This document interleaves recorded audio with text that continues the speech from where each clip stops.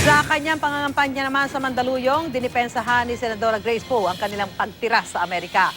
Ayon sa Senadora, ninais kasi nilang itaguyod ang kanilang pamilya nang hindi umaasa sa kanilang mga magulang. Nagkataon naman na nasa ibang bansa nakahanap ng trabaho ang kanyang asawa dahil sa kakulangan ng oportunidad dito. Dagdag pa ni Poe, kagaya ng ibang OFWs, hindi nawala ang Pilipinas sa kanilang puso. Kaya dahil dito at kaugnay ng Labor Day kahapon, permanenteng trabaho ang kanyang isusulong sakaling manalo siya sa pagkapangulo.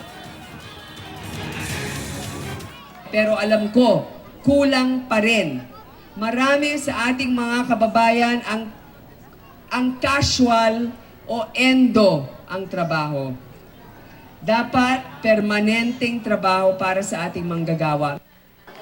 Samantala, sa paglilibot naman niya sa San Juan, humalik ang senadora sa isang albino snake na hawak ng isang residente.